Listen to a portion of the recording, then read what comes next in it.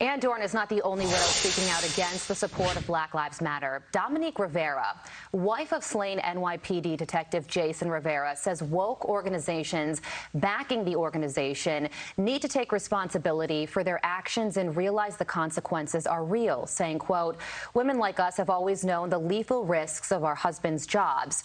What we could never have anticipated, though, was that companies like Coca-Cola, Comcast, NBC, Gatorade, Levi, Microsoft, Nike, Papa John's, PayPal, Peloton, and Target would use their profits to fund the very organization, Black Lives Matter, that is calling for police to die."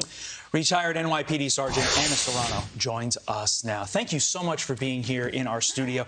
How much of a correlation is there in your mind between BLM's rhetoric, which is obviously very corporately sponsored, and the war on cops? Obviously, you see it day in and day out. Police officers out there, being vilified, all these nasty expletives and calling for the deaths of uniformed members of the service. And it's wrong. It's wrong. And we see the amount of violence that has been happening in these communities, especially our communities, with minorities, shootings, robberies, things like this. It's such an influx in these communities, and it's all stems upon this Black Lives Matter having this type of rhetoric against us. In the summer of 2020, the list of companies that were supporting Black Lives Matter was longer than the list of companies that weren't. What was that experience like for you? And now 2 years later, what's it like knowing that communities across the country are less safe? I mean, communities are suffering. I mean, if these corporations that are funding this organization would actually just wake up and realize that, you know what, you're doing more harm than good. Why don't these companies actually go into these communities which are actually suffering and go to those community-based programs that are actually doing something a positive message instead of a negative one. Exactly. These community-based organizations that are actually doing stuff for our communities, that are actually there and in the forefront, trying to help these people better themselves and better their lives, not fund these people. They're actually basically funding their real estate portfolio, if anything. Right. They're not doing anything for our communities. Absolutely not. That's a great point.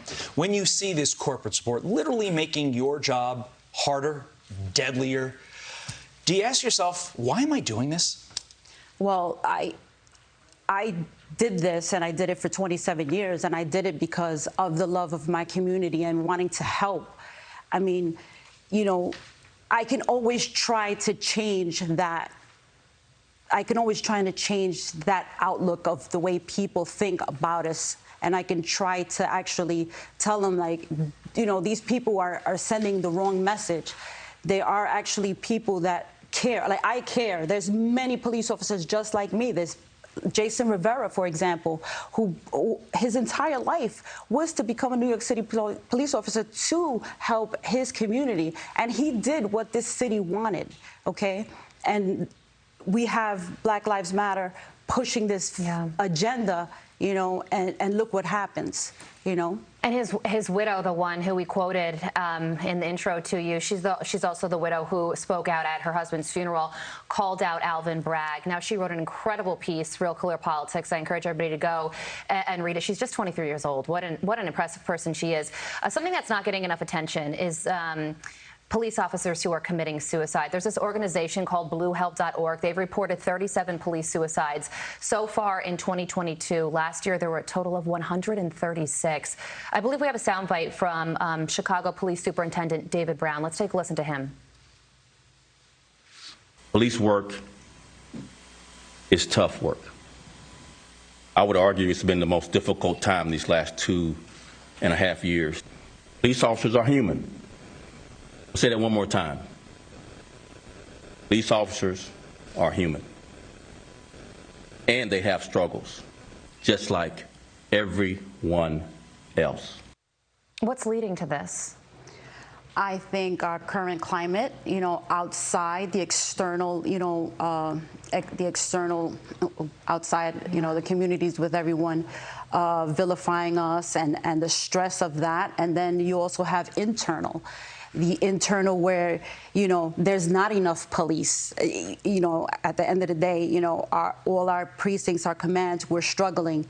Sometimes you don't even have enough manpower to put out, the amount of cars that you need to actually, go out there and you're trying to squeeze water from a rock, Right. to get, the resources that we need to go and service our community.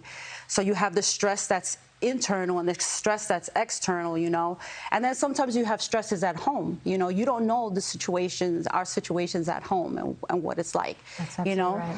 So I always tell my officers, and I always tell them, like, listen, the job is a job. You come to work, you work, and you do what you're supposed to do. When you go home, you leave work at home. I mean, you leave work behind. Now you work at home. Yeah, and that's you so have hard to to separate. do, though, you when have you're a to. police officer. Yes, you have to separate. You have to, in order for you to survive and